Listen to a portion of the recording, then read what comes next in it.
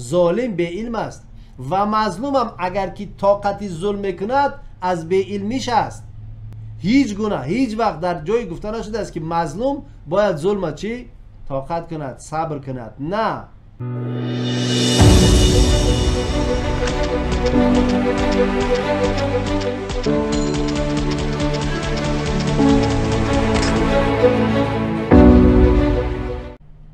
یک دوست با نام یک کروتای می نویسد که چیکار کنیم که تاجیکستان را آباد کنیم.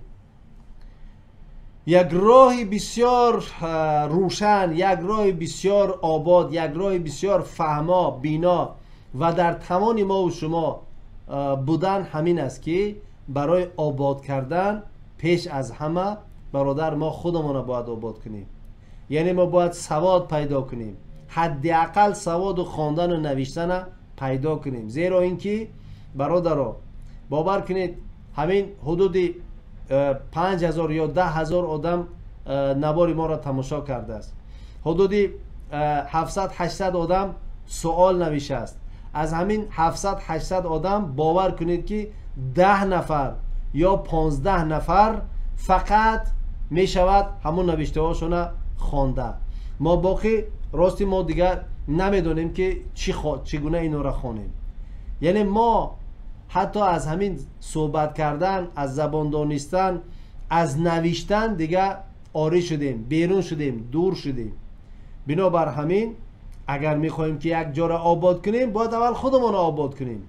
وقتی میخوایم خودمون را آباد کنیم راه برای آبادی فقط راه نجات چی است؟ علم است برادر عزیز. علم. اگر علم آموختیم علم انشاءالله ما را به قله های بلند زندگی برده میرساند. و امروز بدبختی که ما در کشور داریم همش چی است؟ سببش انا همین به علمی است. ظالمی. ظالم به علم است. ظالم به علم است و مظلوم هم اگر که طاقت ظلم میکند از به علمیش است. هیچ گونه هیچ وقت در جای گفته نشده است که مظلوم باید ظلم چی طاقت کند، صبر کند. نه. و همین که ظلم ما طاقت نکنیم ما مظلومیم فقط به خاطر به علمی مون هست برادر عزیز.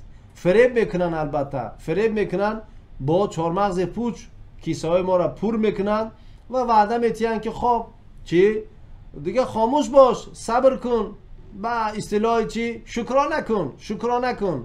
همین شکرانه که کردی بعد از 100 سال چی میشی؟ آباد میشی. در برابر شکرانه تو اونایی که به تو میگن شکرانه کن در مدل آخر بین سوار میشود. خانه های بلند و با حشمت دارند. تمام اولاد و اجداد و تا نبیره و اویره و چویره شون در بانک شویتزاری و در بانک امریکا چی دارن؟ شاد دارن، صورت حساب دارن، پول دارن، یخته ها دارن، گستنیچه ها دارن، کیف و صفا میکنن میگردن. ولی وقتی نوبت تو میشد که نان قاق در خانت خوردن نداری برای تو میگن چیکار کن؟ شکرانه کن، شکرانه کن که هستی و الا امکان داره که نابود شوی. بنابر همین انمین حرفا را دانا باید که با آدمی با علم باید که فهمد، داند که خب دیگه چه در گرد او چی میگذرد. متاسفانه اکثریت چون بدانشیم، اکثریت به علم هستیم، همین سبب بدبختی خودمان را چی درک نمیکنیم و نمیفهمیم. سوال شما جوابش همین است. نجات این ملت در چی است؟ در علم.